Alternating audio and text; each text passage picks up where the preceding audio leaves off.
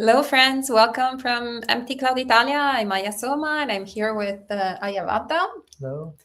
And if you have any questions about Buddha, Dhamma, and Sangha, we'll try our best to answer them. But before we begin, we can start by paying homage to our original teacher, Shakyamuni Buddha, the reason why we're gathered here today. Namo tassa bhagavato arahato samma sambuddhassa.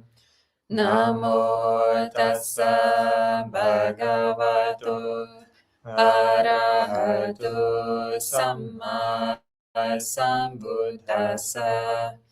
Namo tassa bhagavato arahato samma sambuddhassa. Buddham namam sangham namassami.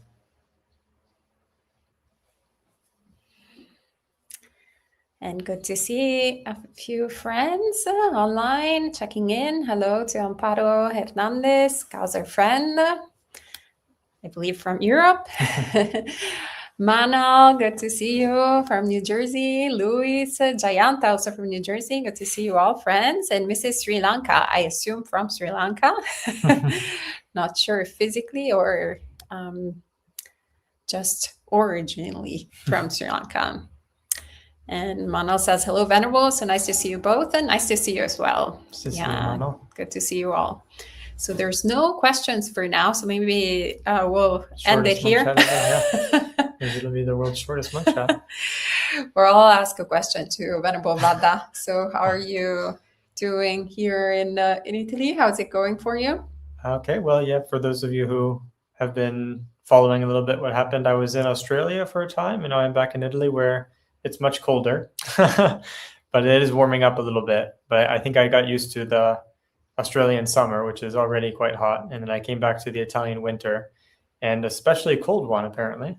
So yeah, it's been a bit cold getting adjusted to the weather, but overall, it's been, kind of a good time to reflect back and get some perspective on the different environments and practice in a little bit more of an austere place, because here we're actually not an established monastery. So you kind of get another angle on monastic life, which is very different from being in a large established monastery where I was for a few months. So yeah, the conditions are quite different, but it's been good to have that variety. Yeah, so we were actually joking about it, that it's a bit like living in a documentary on how to establish a monastery. So for the lay friends that are coming to visit here in Italy, they're having a bit of sort of an unusual visit to a monastery, and so getting to see all the nuts and bolts of actually the unpredictability. It's a true teaching of anicca, dukkha, more dukkha, and anatta. More dukkha because it actually is a little bit difficult, right, to establish a monastery, and there not being a structure, also monastery structure, like a physical structure, but also having to adapt the schedule to all the different things that can happen every day. So a different type of practice. Yes. And we see a few other friends checking in and a few questions also. All right, good. Hello to Uttara and Kanti, and also Madeline, Christopher, and Kate. So Kate says, what is the difference between Asava and anusaya? Is Asava outflows and anusaya habits? Venerable Bhakta? Can I get started? Well, in the suttas, the words asava and anusaya are used in a bit of a different way from one from the other. So asava is used mainly in terms of the three asavas. So the kama asava, which means the asava of sensuality, we'll leave it untranslated for now. And then the bhava asava, the asava of existence, continued existence, and the avidya asava, the asava of ignorance or delusion. And occasionally there's a fourth one that's added called the ditthasava, or the asava of views. But that seems to be, I think it's very rare in the suttas, maybe only once or twice. and it's more mentioned in the Abhidhamma, which tends to be kind of very inclusive of every possible factor that's mentioned in the suttas. So in the suttas, the asavas really they refer to the three main asavas. Those are what's mentioned in like the gradual training and when the Buddha is describing really the results of the practice. So the asavas, they come up in those three specifically, they come up in reference to what is removed when someone attains arahantship.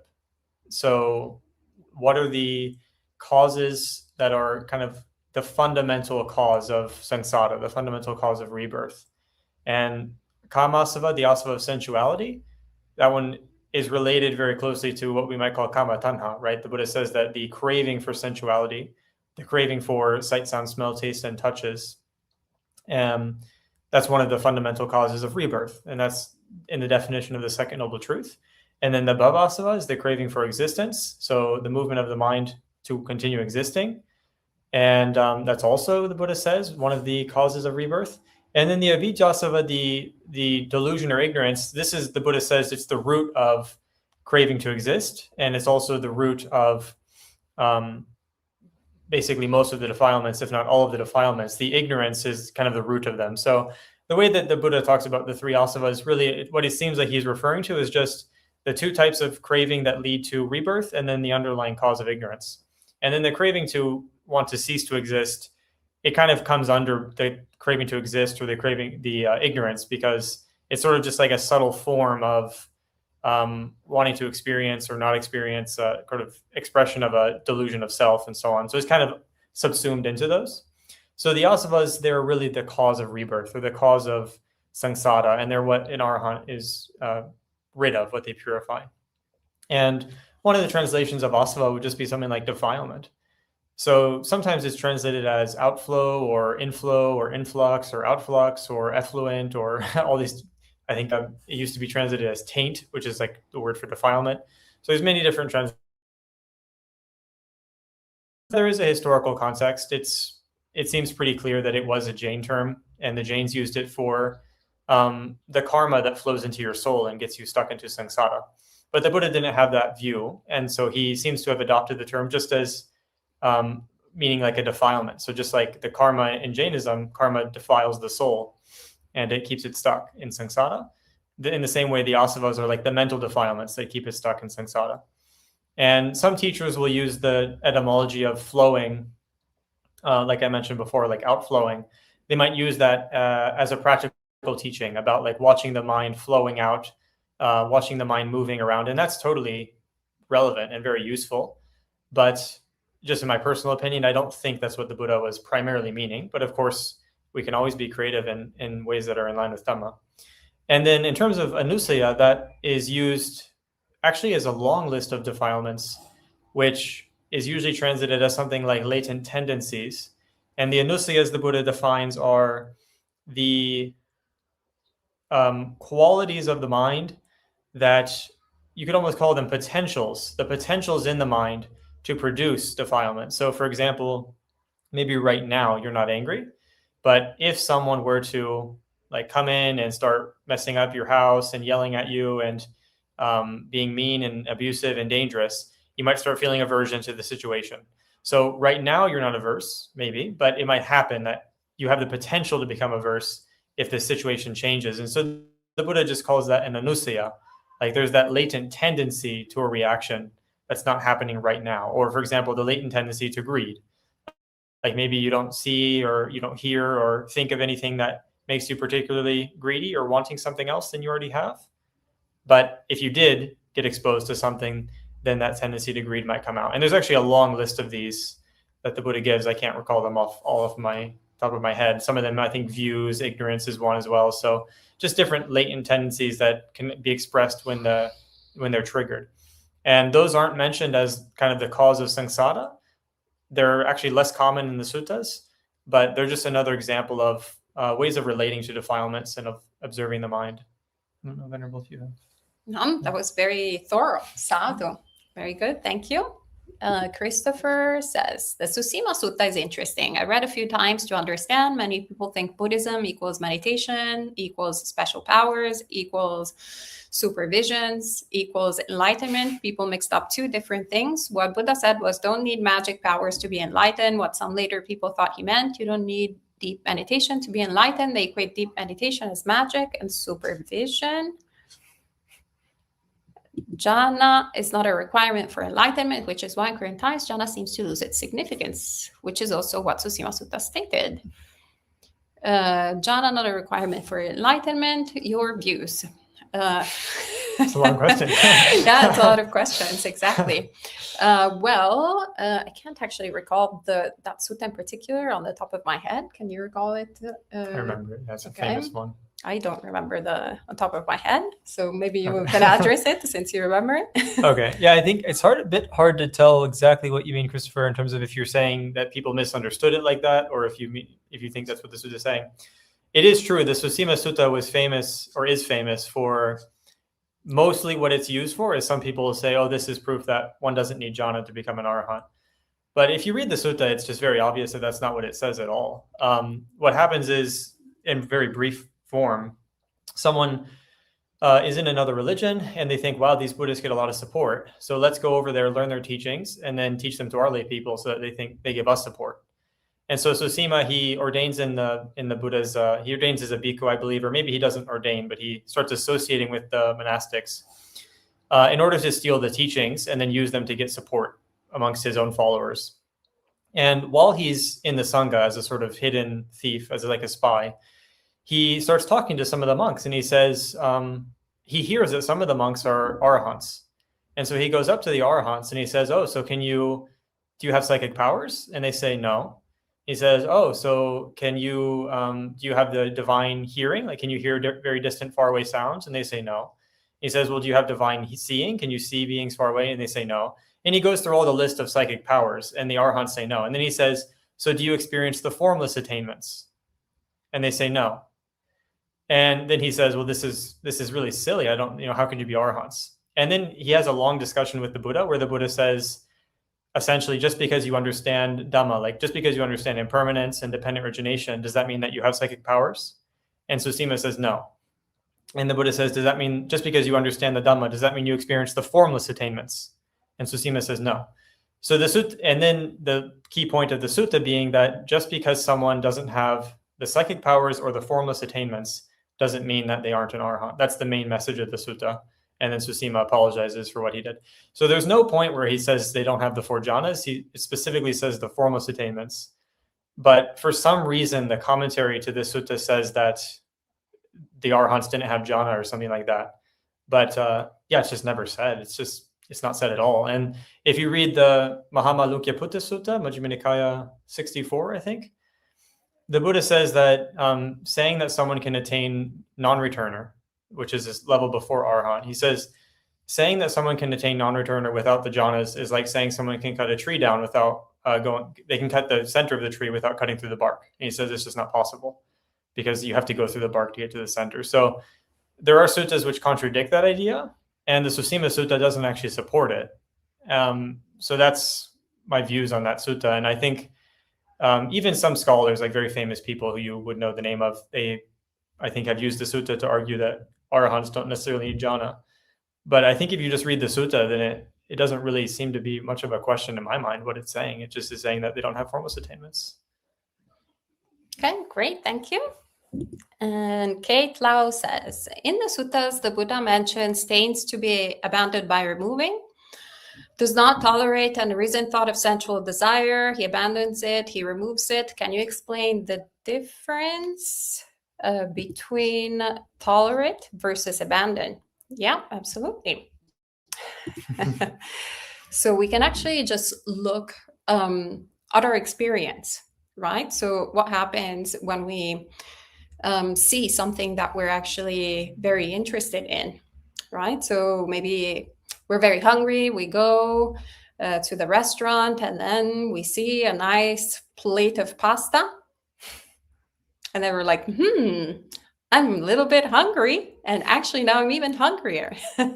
Sometimes the eyes are even hungrier than the stomach. Sometimes actually we'll order then 3 plates of pasta, right? Even more than what our stomach can actually tolerate. And why is that?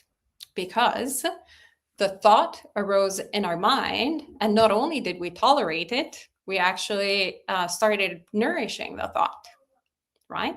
So we gave it 3 plates of pasta, imaginary pasta, to the actual thought. And so what we want to do is not even get to that point, right, where we are dealing with the thought and we're like, oh my goodness, maybe then we actually even steal the plate of pasta or the multiple plates of pasta, right? Because we want it so much and we don't have money or whatever happens. So we can do a lot of different bad actions based on fundamentally that initial thought of greed. So what we want to really train the mind is to be on the lookout. So we want to be a bit of a bodyguard, a thought guard rather than a bodyguard. And so to be really on the lookout. So for example, if it goes close to the meal time, then we start actually considering, right? We can go like, well, usually I tend to have a lot of craving and a lot of desire for food. So I'll be extra cautious, a little bit similar to if we're going to a dangerous neighborhood. We would be like a little bit on the lookout, right? We're like, okay, I'm entering into a dangerous territory. Let me be extra careful. And so if something happens, then it won't take us by surprise. So it's the same for whatever type of situation that provokes greed or hatred or confusion, right? We want to be very, very, like, train the mind to be cautious, train the mind to be on the lookout. And so then once we are in that situation, right, the thought might arise, right? But we already know that the thought might arise because we really like pasta, right? And we have cultivated a strong craving for pasta. And of course, the thought of craving will arise even more strongly if we're hungry. So if it's the meal time and if we're at the restaurant. So when the thought arises, we don't tolerate it. We don't go and obsess about the pasta, but we just let it go. And so there's different ways through which we can also abandon it by, for example, just shifting our attention, thinking about something else. For example, if someone is offering us a meal, this is very easy for us monastics to do because of our precepts. So instead of thinking about the contents of the food offering that is being given to us, early on, for me, it has been a very easy way to just focus on the generosity of the action of the donor, right? So instead of like, yes, I want that, or no, I don't want that, it's, wow, it's incredible, this person, look at the generosity that they have in their heart, right? And so an unwholesome thought becomes replaced by a good thought, a wholesome thought, right? And so that's a way through which we can abandon that harmful thought. And there's also other, different ways through which we can, really address these thoughts, also looking at the drawbacks and so forth. If you look at the Vitaka Santana Sutta, that's a very, very, gives you a lot of different ways through which you can tackle these thoughts. Okay, and let's see. Oh, Mrs. Sri Lanka is Geeta from Florida. Good to see you. Okay, and Madeline says, I have a very insensitive friend. I recall sending her, I assume, a lot of metta, but she affects me in an over negative way. I'm seriously thinking of not seeing her anymore. Any views?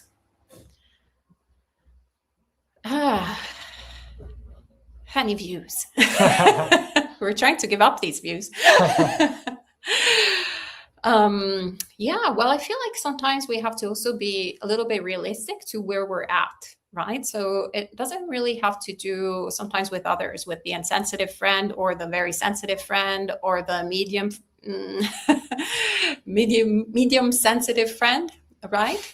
But it has to do also with our level of compassion, our level of metta, our level of joy, our level of equanimity, the level of brahmaviharas that we have cultivated in our hearts. And so sometimes it's very difficult to be dealing with different people who are going through their own personal dukkha, just because we are also going through our personal dukkha. So we have to be a little bit realistic rather than thinking, okay, the problem is always the other person or the situation. Or saying, oh, the problem is me. Oh, I'm a terrible spiritual practitioner. I can't deal with it. Maybe, it's just causes and conditions. And we have to be a little bit realistic and understanding, okay, right now, maybe I can't do it. Maybe I need some personal time to strengthen these qualities of the mind. So rather than not seeing the person anymore, maybe we can take a little bit of break. If our behavior is unskillful whenever we are with them, right? If we are acting out of greed, hatred, and delusion, well, maybe we can take a little break, reset, study the Dhamma, practice some meditation, ideally go also on retreat, do acts of loving kindness for people that is a little bit easier to do acts of loving kindness towards them. And then we'll, build up our metta, build up our compassion, build up our joy, build up our equanimity. So then people who are a little bit more challenging, we're stronger to deal with them. But if we just go out of thinking, this is the way, this is what I'm supposed to be doing, then we will actually be nourishing a lot of aversion. And then also we're not being able to help the other person as well. Right? And so maybe we might be perceiving them as very insensitive because they also perceive us maybe as not terribly sensitive, right? So it becomes kind of like both people in the interaction making it a little bit difficult one for the other. So my recommendation would be, if you can, take a little bit of a break and strengthen your practice, the wholesome qualities of the heart, and then get back to the friend. But don't shut the door. Just like close it for a little bit. Like see you maybe in a bit of time. What do you think, Venerable? I think that's good advice. Maybe just what I would add is, in your sharing metta with them, one thing that can be helpful to remember is not to share metta hoping that they treat you better. Because I think that will really just make it worse, because metta has to come, ideally, it should come from a place of acceptance, right? That's what love is. That's why the Buddha says, like a mother loves her child, because the point is that even if the child is very naughty and so on, the mother still loves the child, right? Whereas maybe you have someone in your life who you don't have that love for, and they kind of do something a bit annoying or you don't really like it, and you just say, okay, see you later. But the mother doesn't, ideal mother, doesn't just abandon her child, when the child does something annoying. In fact, she actually loves the child. And so part of the idea of metta is that we don't expect anything in return. Because when we expect something in return, what we're really doing is we're saying, I'll be nice to you so that you'd give me something I want. And that's very natural. I mean, if you are doing that, I don't know, you didn't say that, but I'm just as a reminder for all of us that it can very naturally happen, like that we think, oh, I want to be nice to them so that hopefully they'll be nice to me. But actually that will spoil it, because what will happen is you'll be nice, but then they probably won't react how you want them to. And then it will actually kind of make the metta, it'll sort of ruin it. It'll kind of make it harder to do and make it sort of spoiled, because you think, you need to try harder or something, but actually then it just becomes more aversion. So actually it's important to always remember, like, metta is not about changing the person to treat you nicer. It's about, I will love you even though you treat me poorly. And if you have that attitude, hopefully it'll be easier also to develop metta, even from a distance, like Venerable said, maybe taking a break. But if you do develop metta towards them, always with the attitude of not expecting them to change, but just caring for them no matter what. Great. Thank you, Venerable. And Isaiah says, can you please talk about when it is right speech to tell others what to do? Yeah, that's very, very, very simple. Really, when it's beneficial, right? So if we're actually try to just boss people around, well, that's not really beneficial. But if there's something that needs to get done and that is beneficial, obviously not something that needs to get done that is not ethical, like, oh, maybe we need to steal things. Well, that's clearly not something that we should be encouraging others. So ideally, obviously, there has to be something ethical, and something that is beneficial. And then we wait for the right time in which the person seems to be ready to be open to receiving the message, and not busy with something else, or perhaps having some kind of difficult turmoil, inner turmoil. And so we can find the right time and have that courtesy and that carefulness of selecting the right occasion. And then we can say that gently and remembering out of metta, right? So how we were saying also before, it's very, very important that our actions come from that metta, not from the aversion, not from like, oh, like I do all the work, you should be doing more work, Venerable Vada. Though it might be true. There's something being said here. But we can tell, right? If we look at our hearts, we can see, is that really, am I actually sharing that piece of information with Venerable Dada because there really is the need for something to get done? Or is it just because I'm frustrated? And maybe it's not even because I think that I'm doing all the work, but it's just because maybe I don't like to do this work that I'm doing. So therefore, I'm looking at the other person, I'm like, oh, well, they could be doing this, and this other thing, right? And sometimes our motivation is not out of metta. It's not even out of getting stuff done. It's really out of like aversion and trying to somewhat share this aversion and this discomfort with others and make their life miserable. So we don't want that. It's obviously not in accordance with Dhamma. And so whenever we recollect these things, I mean, it's not terribly different than giving admonishment. Right, so we have the instructions that the Buddha has given us on how to admonish others, and we can use the same advice for how to tell others what to do. And Manal says, what were some similarities, differences, or crossovers between early Theravada Buddhist teachings and ascetic practice, which became Hindu beliefs? Well, I wasn't there at the time, so or probably I was, but I don't remember. Venerable Bhakta? I wasn't there, but I don't remember being there either. But ascetic practices which became Hindu beliefs. I mean, one of the things that I'm not really, I haven't been to India, and from what I understand, Hinduism is really kind of a modern term that's like a class for many things. Like we might say paganism in Europe. But paganism isn't one thing, it's many different religions, right? And Hinduism is also, there's many different sects, which I'm sure you would know, Manal. So the reason I say that is because I'm not familiar with like all the different strands of, Hindu practice, but there are certain things, like some of the ascetic practices that the Buddha mentions doing, like he mentions one of the things was holding his breath, doing breath holding. And I would imagine, I know there are breath holding practices still practiced today. And he was doing a form of extreme breath holding.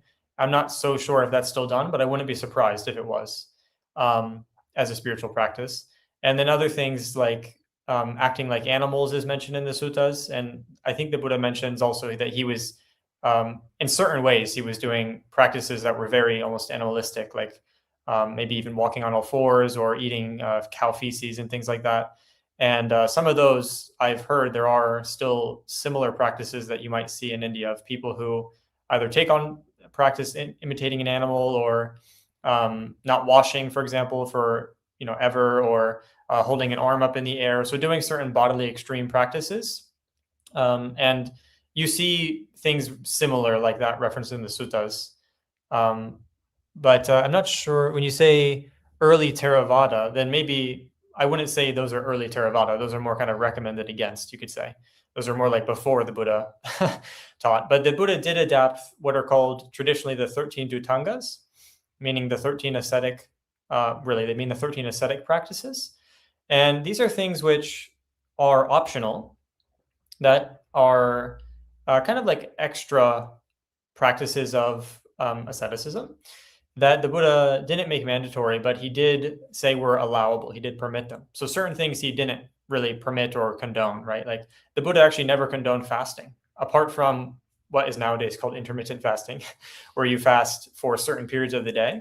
But I don't know a single place where the Buddha ever says you should fast even for a single day. There is a place where he mentions like being the heir of his Dhamma, not of his material support, and that monks who go without food in order to practice Dhamma is praiseworthy. But he doesn't really condone like, oh yes, you should fast, for example.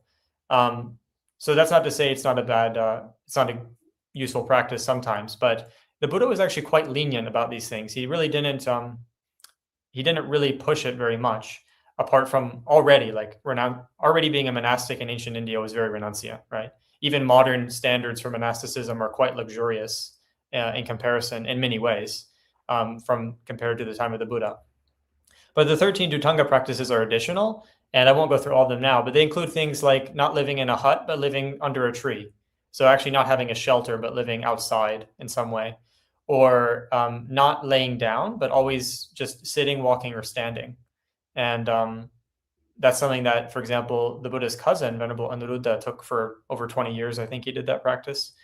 And then you have other ones like not skipping houses on alms rounds. So like even houses that might give very little food or give very poor food or give no food, still going and standing by them and doing alms round there. So certain practices which kind of are a little bit more ascetic, a little bit more tough, and which push you to kind of confront difficult experiences and difficult sensations.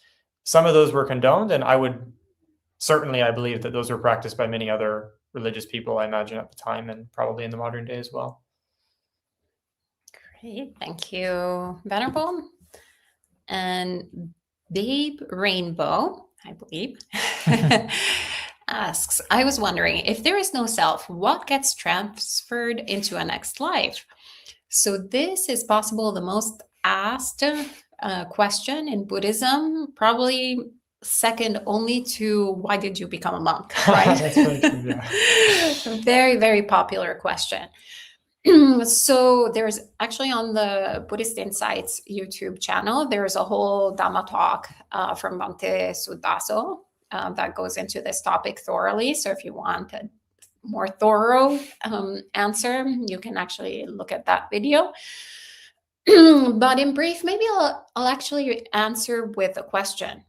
So rather than thinking too much about this life and the next life, because we usually, when we ask this question, is when we're a little bit hesitant about rebirth, and we're a little bit hesitant about really truly understanding what the Buddha is talking about when he's talking about anatta. And so we're kind of a bit skeptical and thinking, but there is a self. I have this sense of self. And what does it mean that there is no self? Does it mean that I don't exist? And so we start fabricating all sorts of ideas, right? So I would encourage you instead to ask yourself the question, right? If there is a self, what is this self? Like within this life, right? So you're probably old enough, since you're writing here you're using YouTube and you're writing, you're probably older than 4 years old or 5 years old or 10 years old, maybe a little bit older, right? So what happened to that person, right? When you were 4 years old, 5 years old, definitely a different body, definitely a different aspirations, different, remember when I was 4 years old, I wanted to be a ballerina at one point. Different these days. Then at a certain other point, I wanted to be a lawyer.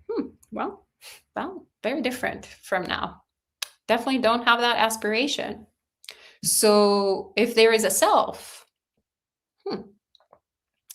if those thoughts were who I was, then where are they gone? Where are they now?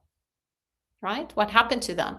And also that body, that little body, those little bones, well, we can say they grew. But actually, if we also look at Western science, pretty much our body doesn't exist anymore through Western science. Like all of those little cells, if they had put little marks when I was 4 years old, well, they don't exist anymore. They're not there. But yet, there is a sense, right? We talk about my body of when I was 4 years old, my aspirations of being a ballerina, my aspirations of wanting to become a journalist or a lawyer or whatever. I had a lot of different aspirations when I was a child, right? So what is it? There's clearly something. If we see, right, we see that, yes, we're a different person now that we're adults than when we were 4 years old, or even a different person we were yesterday, or even a different person we were a second ago, both physically and mentally. Yet the choices that we made in the past somewhat shaped, right, the conditions that we're experiencing right now, both in terms of our aspirations, our inclinations of mind. Well, maybe they're different. Right now I'm a monastic, right? But definitely the different choices that I made mentally have brought, right, this current mind, this current consciousness to perceive also this monastic form in a particular way, right? Or to experience this room in a particular way. So everything is conditioned by what we have done in the past. And also this body, right? Also being conditioned by all the different choices that I also made, right? In this life. So maybe I ate a little bit too much fatty things, so a little chubby, right? Or maybe, whatever it is, maybe I didn't walk too much, or maybe I walked too much, or maybe I did this or that, right? So it's all conditional. And so we can start seeing within this life, we can start asking these questions.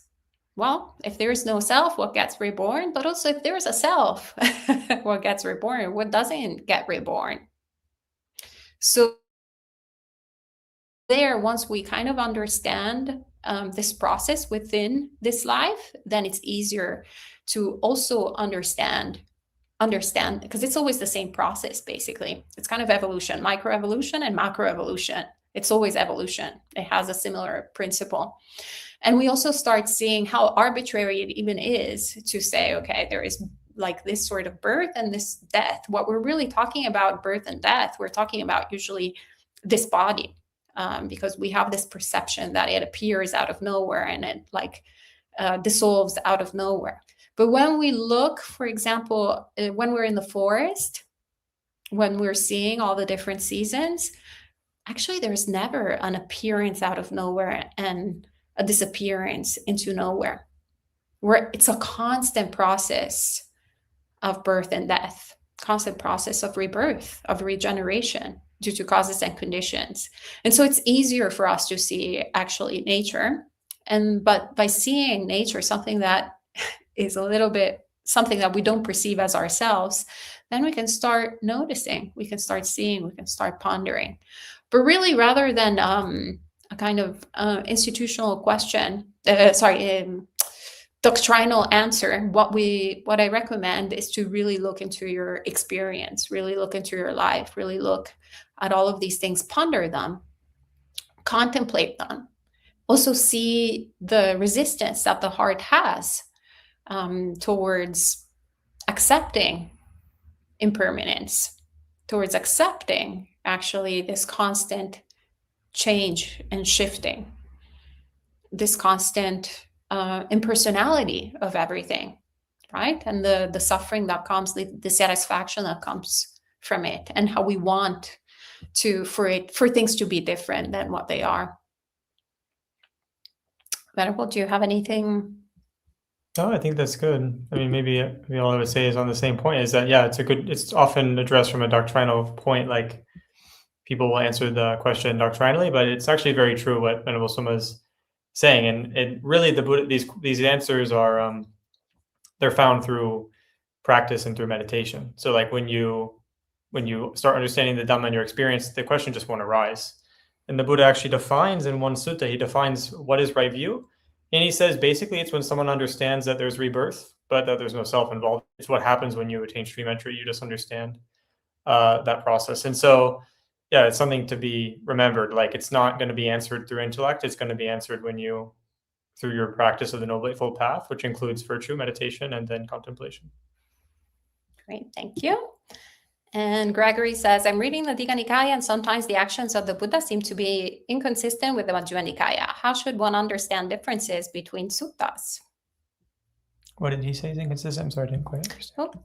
The actions of the Buddha seem to be inconsistent. Well, Greg, I think maybe it would be helpful if you mentioned an instance or two. I'm not quite sure what you mean by the conduct of the Buddha being different from the Majjhima Nikaya. I don't know. Do you have any? I also don't know exactly what you're referring to, but maybe I am thinking that maybe you're referring to perhaps to the flavor of the Digha Nikaya versus the Majjhima Nikaya.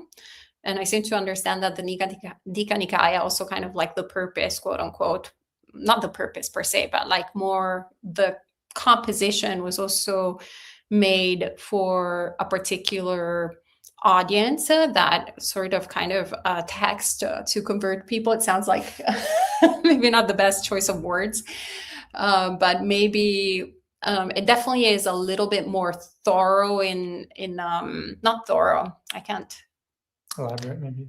Elaborate, yeah. In fact, it's the long discourses, right? So that might be what comes to mind. So it's more a difference of format rather than I don't see inconsistencies really. I can't think of any particular. Yeah, I get what you're saying. I can't think of anything. Maybe you can mention, Greg, but it is true. Yeah, the Digha Nikaya is more.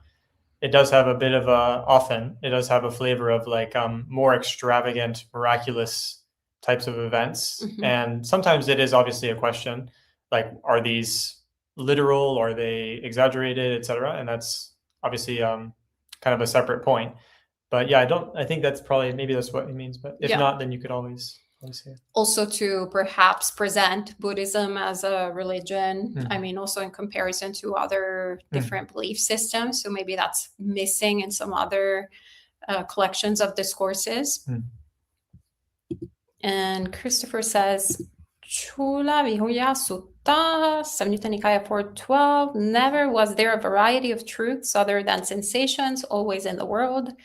Creating views using speculative logic. They speak of duality, truth and lie. Does that mean only truths in this world are merely sensations? Venerable Bhatta? I'm going to have to look at that again because that's... so this is in the Atthakavagga, and it says, never was there a variety of truths other than sensations always in the world, creating views using speculative logic. They speak of duality, truth and lie. Does that mean only truths in this world are merely sensations? Well, I think that what this is talking about, and I'm not totally sure I understand your question, Chris, but the way I would respond is that it's similar to the sutta in the Digha Nikaya, speaking of, called the Brahmajala Sutta, the first one, where the Buddha describes how views arise in dependence on experiencing Vedana, experiencing sensations or feeling. And basically how just one has certain experiences and then one extrapolates from that, also including, you could say, even like the feeling of pleasure or pain in relation to a view. Like we talked recently about anatta, right? Someone was saying that sometimes there can be resistance. And so that can actually influence how we come to certain views. Like, I feel like this, I feel something. And so then I kind of create a view about it. And it's also important that Vedana means feeling, but it also kind of means, it sort of is also implied, it means like any experience that you have through your senses, because Vedana is always a part of that. And it's what comes from contact. So the reason I say this is that I think what the Buddha is talking about here is that people create, as he says, speculative views. They kind of create theories and ideas because of certain feelings and experiences that they have through their senses. And then they start to say, oh, this is true, that's false, right? So, oh, it's true. No, we have a soul. We don't, die. We don't cease to exist when we die. Or no, there is no God, or yes, God is eternal, or we come up with different theories because of the different feelings that we experience. And then we kind of argue with each other about it, which is a main theme in that chapter. And so it's not saying that truth is only sensation, but what the Buddha really emphasizes in the Brahmajala Sutta and in many other suttas, that the Buddha is not presenting another view in the ultimate sort of sense. What he means by truth is understanding basically how views arise and the ability to not have any clinging. So it's a different type of truth, right? So it's more like you don't attach to another view. You understand how views arise, including the one that is the very view, even the view of how views arise, because that's included as how views arise. And through that understanding, then you let go. And this is talked about in a couple places. One of the ones it's talked about is actually a conversation with the lay disciple Natapindika. And different religious people say, oh, do you think the cosmos is eternal, or do you think it has no beginning, or whatever? And Natapindika says that he thinks that whatever people's views are, that they're dependently originated, they're impermanent, and so on. And they say, well, then that's your view, and that's dependently originated. And he says, yeah, that's true, exactly. And he kind of says that, it's not a problem, because he understands that because of that, he's able to let go. So the Buddhist view is a bit different from other views. It's not just a theory based on sensation. It's an understanding of the nature of sensations. And maybe an analogy would be like, rather than a building, it's like the structure of the building. Like, it's not the contents or what the building is made of. It's like the structure that keeps it together. So it's not the content of the views that the Buddha is focusing on. It's like how the views are held together, how they're actually made, not what they're made of, if that's any use. Excellent. Sadhu. And Mike says, hi, Venerables, how do we skillfully direct loving kindness towards someone who brings fear within us? Namely, if this is a person very close to us where there is this dissonance of both love and fear. I feel it's very important. It seems like a general trend, the way of relating to loving kindness as this kind of like laser thing that we are pointing at people and imbuing them with a sort of loving kindness. It doesn't really work that way. I feel that loving kindness is something that we should be we should be transforming our heart and mind with the cultivation of loving kindness. So when we do the exercise of cultivating loving kindness, like extending it gradually, right? There are all the different techniques. That is a means to an end, not an end itself. So the means to an end is to make it as expansive and as complete and as full as possible, so that it permeates everything, everyone, limitless, boundless, right? We have a boundless mind. And so that actually creates also a very, very strong heart, a strong mind, a fearless mind, right? So it has nothing to do with the other person. We're not like going, oh, okay, I'm afraid, loving kindness. It's not that, but rather it's such, it's very powerful. And I feel sometimes when we are on the receiving end, like when we are not on the receiving end, when we're interacting with people who are very developed in loving kindness, it feels like they're kind of throwing some flashes, but really it's just us being like kind of tasting that, right? Because it's so expansive, so comfort, so soothing. But I don't feel like the person is necessarily going, I'm thinking, oh yeah, Brahmavara, it's not, she literally, as soon as she walks into a room, anyone who's in that room or not even that room, outside of the building, they're like already, kind of, it's like the heat during the summer day. It's not that the sun is targeting people.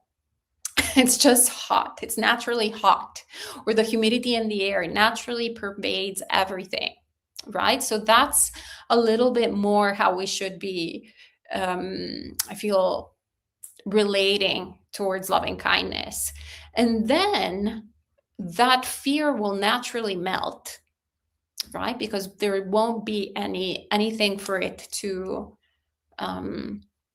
have a place to land on.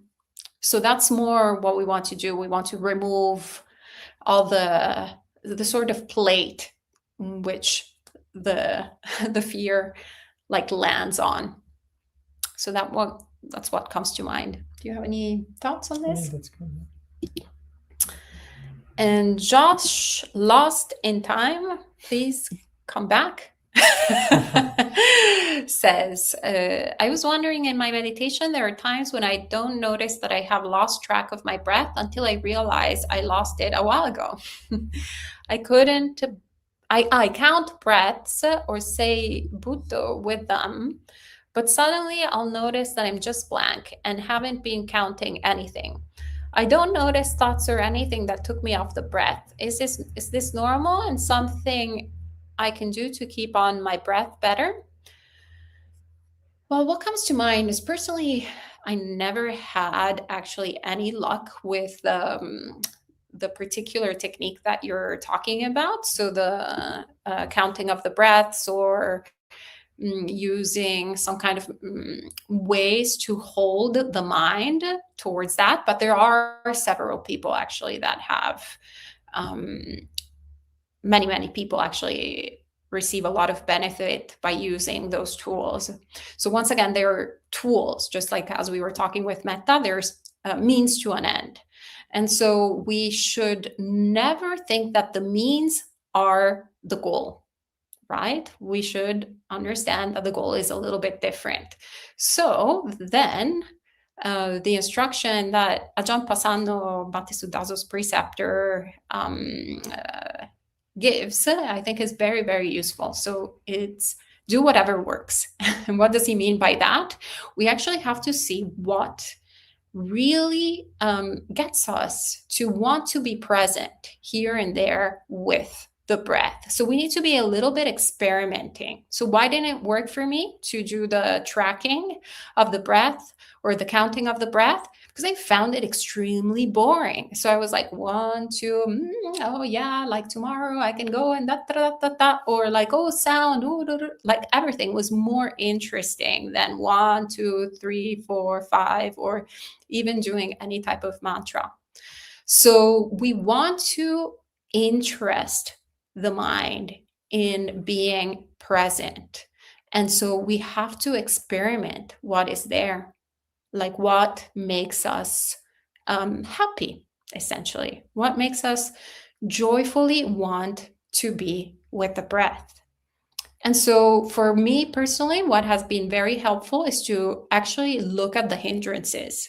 Rather than having a sort of technique, it's look at the hindrances that are present and do something a little bit different, right? So, for example, if there was my hindrance historically has been restlessness. So if I do 1, 2, 3, my mind becomes even more restless because it's not interested and wants to run away and do something more exciting.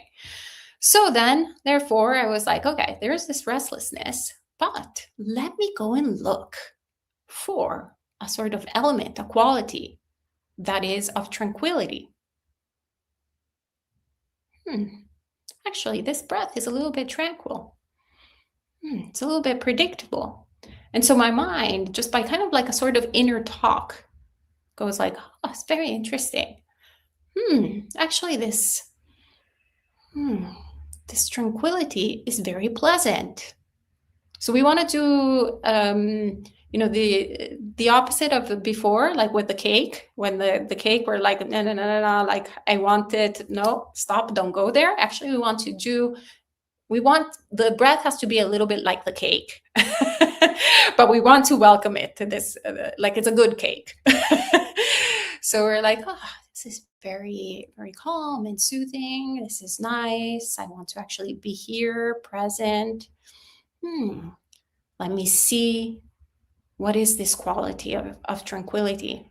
And then we start being present. We actually just we cultivate this knowing here and there, here now, here and now, Mm-hmm. here and there. Sorry, now I'm bilingual, like I can't speak Italian or English, so I apologize. But yeah, so just, like that's soothing. And so instead of fighting with the mind, we welcome the mind. We work with the conditions of the mind. And then the mind naturally wants to be in the present moment.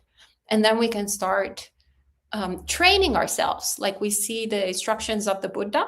First he tells us to basically be knowing, discerning in breath and out breath, discerning, the quality of the breath. And then he encourages us to train ourselves, right? Train ourselves to feeling the body, which can be either we take it as feeling the actual body while we're breathing, or the body of the breath, whatever works once again for you. And you do all the steps, right, of tranquilizing the body, and then actually arising that joy, the piti and the sukha and so forth. And then you keep on practicing and exercising with the steps of the anapanasati. And then it becomes something, it's just not a tedious exercise. It's not like just going to the gym and doing, okay, now I have to do 3 push-ups and then like I have to do this and that, but it's you're looking forward to meditation. So this is what comes to mind. Venerable, do you have any other thoughts? I think just because I don't think you answered directly the part, is it normal? And the answer is yes, it's very normal. So just to answer that part of the question, then definitely I think what you said was great. And I would just encourage you to remember that it's just a normal thing that happens, and just you keep practicing, and over time if you're practicing in line with the right instructions, it should get easier, but you don't have to rush it. It'll just take some time. Yeah, everything is very normal. This is the best thing actually about being in community and dealing with so many different practitioners, is that you realize how normal and banal everything is, which is why actually the teachings of the Buddha work, because we are really not unique. Okay, and Amarkadya, good to see you. Yesterday I just suddenly spoke some words that were truth, but they weren't necessary for my students to hear, because it was how I was feeling about problems in my job. I know I just let myself go. Recently, I was more trained about not to talk about certain things. What practices do you recommend to self-restrain about talking these kinds of things? I don't know exactly what kinds of things you're talking about, but definitely I will confess that I have your same problem. So sometimes, right, like these words just come out. And why do they come out? Because we got to confess, right? It's a little bit connected to, once again, the answer from before. The thought appeared in the mind, and we welcomed it, we tolerated it, and we gave it some food. And so the important thing is that when we're not there yet to be able to abandon the thought, at least it's very important, exactly like what you're doing, right? To see, to kind of understand the gratification, essentially. So those thoughts, the reason why you didn't let them go, there's some gratification to it. No different than the cake. There is some gratification to it. There is a nice, cute little texture and colors and whatever it is. So thoughts, emotions, like memories, they are no different than that cake. And so there's something to it, usually tied up with our sense of self. And so they're a little bit trickier to let go. So we're like, okay, what is the gratification there? Let me analyze it. And also let me become familiar with the physical sensation that is associated with those thoughts. So then afterwards, I can actually recognize it more quickly once it arises, once it's present there. So we can train ourselves to literally look at the body, because the body, if we start learning the body, it will communicate more easily than if we just focus on the contents, because then we'll start generating more confusion. right? And then we can start contemplating the drawbacks. So what happens, right? The drawbacks is, well, it's not really terribly skillful to talk to, in your case, the students, or with our family members, or with our fellow monastics, or whomever it is, right? So we can start looking at those drawbacks. Usually they come afterwards, right? After we have consumed the cake, it's no different. Like we're like, oh, I shouldn't have eaten that much cake. It's painful. So similarly, we can go, oh, this is painful. Now Vada, has really poor opinions of me, or like, or maybe those people, like, or maybe I actually have a poor opinion of myself. Like I don't feel very good about having indulged in all of that. So we can actually see the danger of those thoughts. And then we can remind ourselves of the way out, right? So of letting them go. And so when we really make it a practice in and of itself, it's a meditation practice. It's just not sitting here, but it's like doing it on a daily basis. A meditation practice, you really look at the drawbacks of everything. Then this passion arises. Maybe not 100% immediately, quickly, but it becomes easier to let it go. And so then sometimes we'll be very, very skillful at letting it go. And sometimes Mara will catch us and we'll, do this unskillful thing again. But we'll be doing it while aware that this is what's happening. And we'll be seeing how we fall into Mara's trap. And then we can also go like, oh, I did it again. Okay, now I take this commitment to practice the teachings of the Buddha and to do better in the future. And so we forgive ourselves as well. Okay?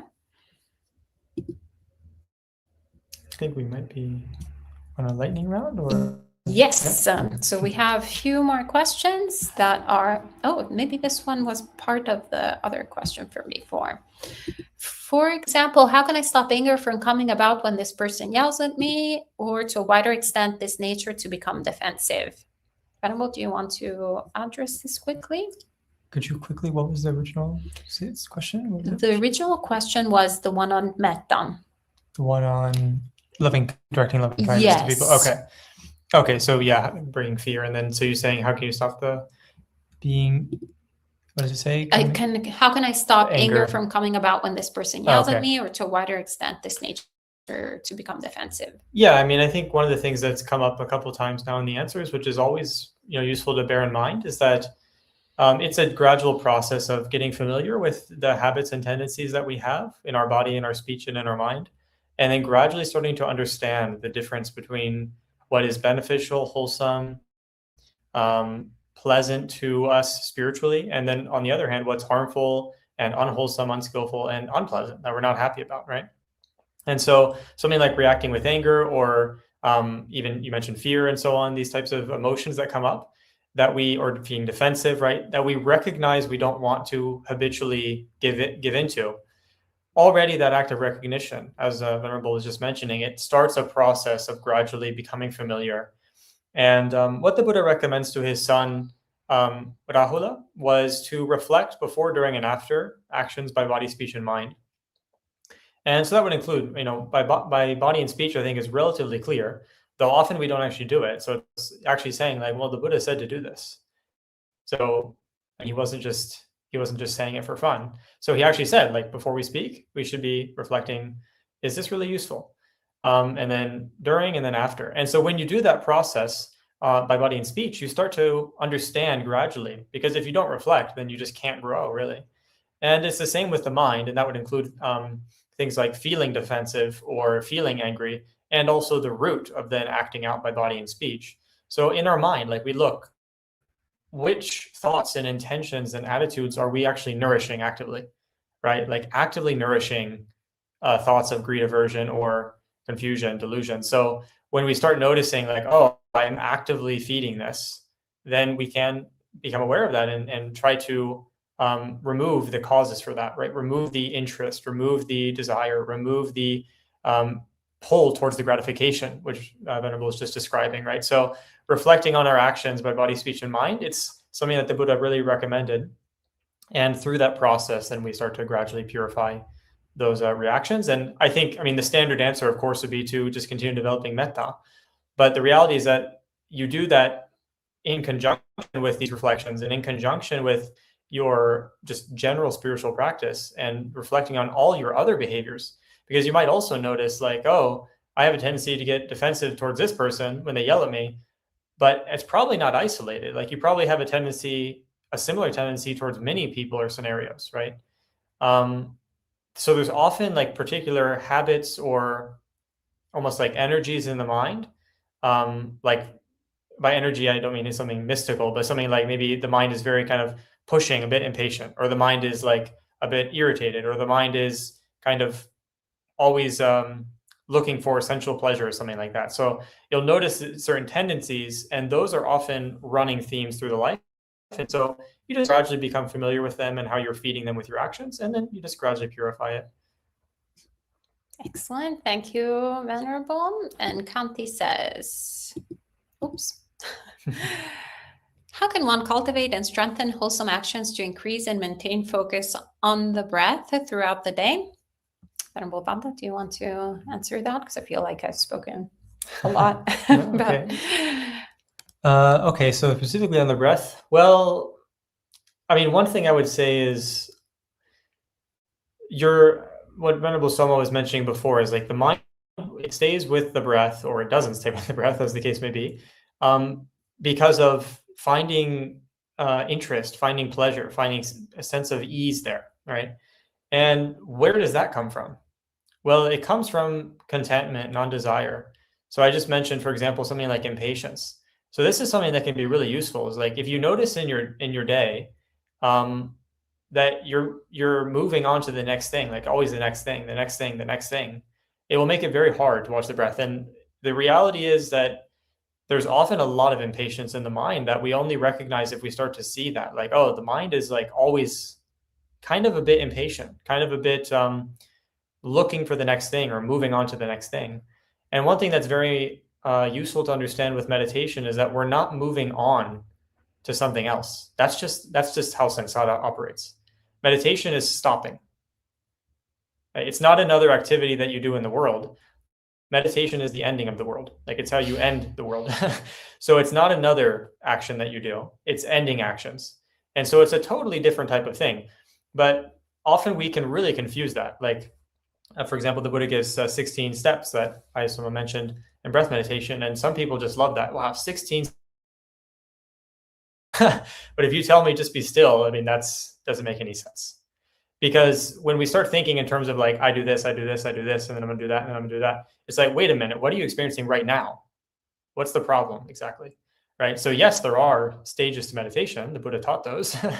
But often when we have this attitude outside of the meditation of like, the next thing, what do I do next? Then that makes the mind not be able to be on the breath. And it can even go very subtle. Like even you might be on the breath, but you're actually thinking about the next one. Like, how do you make it the next stage? What's the next thing you need to do?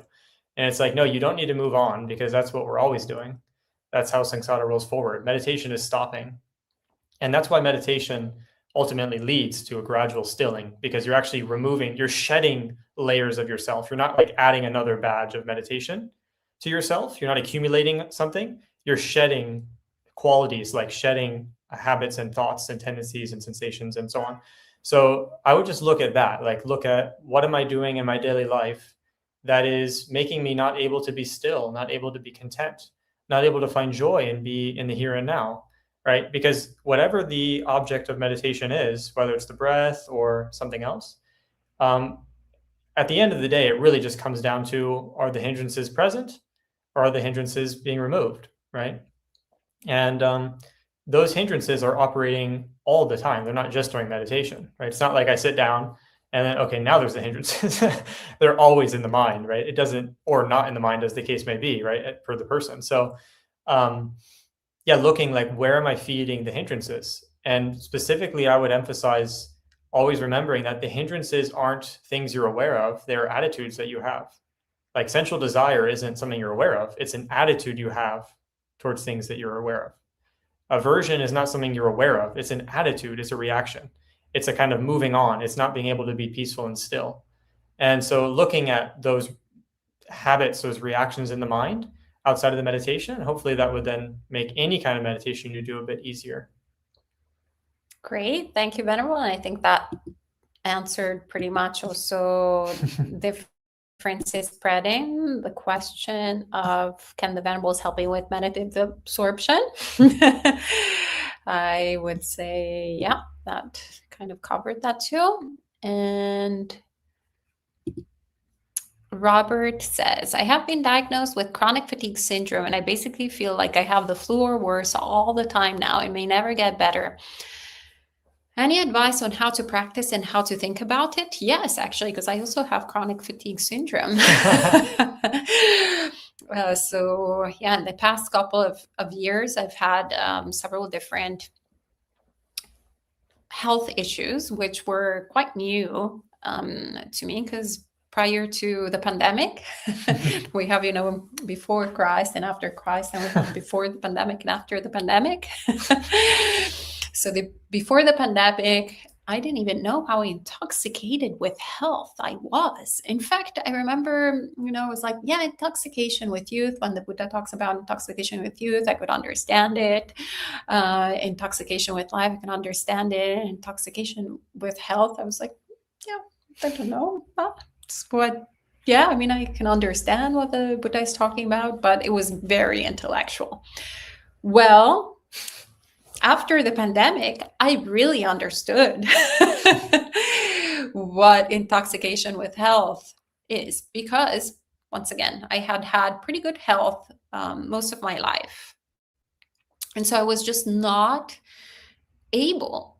I was not used to, rather than able, I was not used to relating to the body as for what it is, as this fragile mess, as this really brittle, unreliable mess, chunk of meat that actually miraculously works sometimes, right? So then we take it for granted. If we don't have like a massive sort of major problem, we tend to really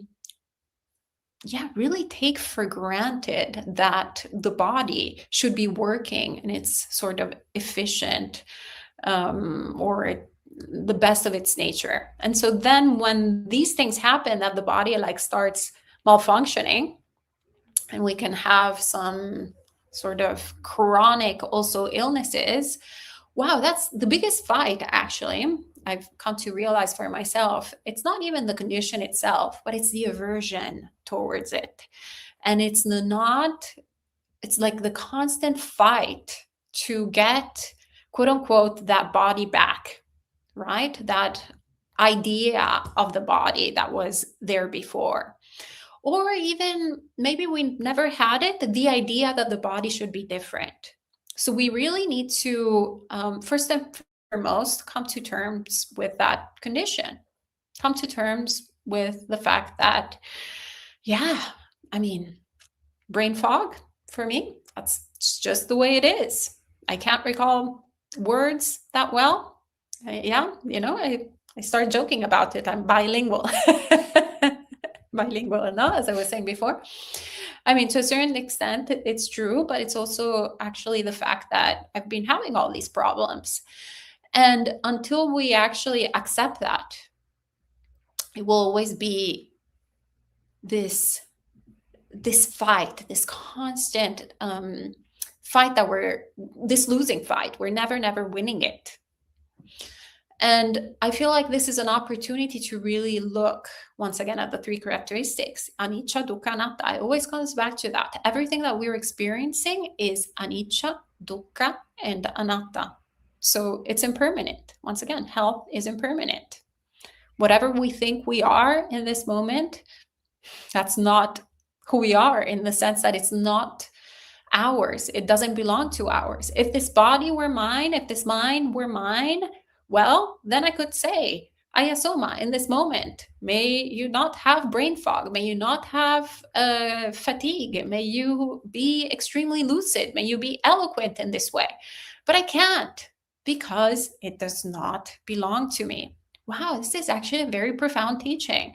So, with chronic fatigue syndrome, you can really see this. You can really contemplate this because you can see the struggle of the mind fighting with the mind, going like, no, may you be active. May you have all this energy in the world. It's just not the way it is. It would be nice, but it's not like that. So we can see the dukkha, we can see how unsatisfying it is and how a burden this body is. We tend to relate once again to this body as this source of pleasure, as this source of reliability, as this source. The only reason to exist is to have sensual pleasures or to have experiences, right? So yeah, actually it's very, very unreliable. Even at its best, it's really kind of a mediocre mediocre experience, even more so when actually it's not at its best. So once again, great opportunities to practice anicca, dukkha, anatta, impermanence, unsatisfactoriness of everything, and impersonality of all things. So this would be it's a blessing in disguise. Let's take it that way. Do you have any advice? You don't have any chronic fatigue. I don't have chronic fatigue. Yeah, I think that's great though. Yeah, the Devadutas, the divine messengers. The Buddha says that these things are divine messengers, and I think that's really maybe actually one story that's not very long, but it's the story of Ajahn Mahabua. And Ajahn Mahabua was known for being very kind of fierce. He was a boxer before he was a monk, and he apparently told a story. He told a Dhamma talk that when he was sick once, he had like a really bad bout of malaria, which is very common for the Thai forest monks. And so he was just really, really sick. And he decided that he was going to fight it. And he was just going to get up and sweep. And he was going to be energetic anyway. And he was just going to ignore it. And he said that Ajahn Mun, who was his teacher, scolded him and said, the way of Buddhism is not fighting. That's the way of the Hindu yogis, which exactly what he meant by that is not totally clear, but probably meant like this attitude of just fighting these conditions. He said, no, Buddhism is about investigating. So you go back to your room, basically lay down and just understand that this is what the body does. Don't kind of fight it. And I think that's what Ayasoma was just saying. So that's, like remembering that core teaching of Buddhism. It's not about fighting. It's never about that, because that's just the ego, as Ayasoma explained. It's always about understanding. Thank you, Venerable. And the last question for you, Gregory says, I was thinking about how the Digha Suttas have the Buddha prove his psychic powers and declare the superiority of his teaching more strongly than in the Majjhima. Yeah, I think Venerable mentioned this a little bit. I would say the same thing, that the Digha Nikaya, I do think these passages are probably often meant to kind of compare Buddhism to the other religions at the time. So like, for example, the Buddha displaying psychic powers, I would imagine that that's probably emphasized or depicted in the Digha Nikaya in order to kind of show that the Buddha was this powerful religious figure, right? That he was this powerful teacher in comparison to the other teachers at the time, or to kind of get a sense of who he was. Maybe similar to like the Gospels are filled with Jesus doing miracles, but Jesus doing miracles doesn't really have much to do with him being the Son of God per se, but it's almost meant to kind of show he was powerful, right? So I think in the same way, the Digha Nikaya has these stories to kind of show that the Buddha was very powerful, and then declaring superiority of his teaching, again, would be the same idea. He's kind of directly confronting other ideas. And in the Digha Nikaya, you even have stories where like Brahma is sort of shamed as being ignorant in comparison to the Buddha. So, which was, major god that's worshipped at the time. So I think a lot of these narratives, as Ayasoma said, are kind of meant to depict the Buddha as spiritually powerful, depict him as his teachings as superior or more worthy than the other religions, and also to compare them. And maybe just on that point, it's good not to think, okay, then they were just making up stories and lying so that they could deceive people into becoming Buddhist. I think that would be a bit of an extreme assumption, a bit of a jump. I think that probably the Digha Nikaya was made by people who were very faithful and had a lot of trust and confidence in the Buddha, and they kind of wanted to display his teachings and his prominence. And you can see that even in modern times, like even living people, often you have stories of them which almost exaggerates or really emphasizes the really strong, wholesome qualities. And then the stories can build, and eventually you get someone who's very extra normal and very amazing, even from their birth. It's like they've always been amazing and perfect. And it's not that there's not elements of truth in it, but sometimes the person depicting it, they just have a lot of inspiration and faith. And I would say that's probably what's going on in the Digha Nikaya. Like you have very faithful people who are trying to display Buddhism in relation to other religions, and they emphasize certain points like that. That's a reasonable way to relate to it, I would say. Great, thank you. So that was the last question. Oh, another one appeared. Okay, maybe do you want to give it Zen Center? Okay. It's Zen Center. Zen answer. Zen. I don't have a Zen Center to give you. You can also read it. Okay, it says, I am concerned about fierce apaya. If a monastic is being fierce with me or anyone else, it produces a deep questioning in me. Kind, gentle, clear, and wise. I am concerned about fierceness as status. Okay, maybe Zen answer would be, we can just do our best to be kind and gentle ourselves. And if other people are being fierce, we can just be an example to them of the power of kindness and not worry so much about what they're doing if we can't directly help them. Sadhu, beautiful. Thank you, Venerable. And thank you all for your great questions. So we can end with 3 sadhus. Sadhu, sadhu, sadhu. May you be well and happy. May all good things come to you. See you soon.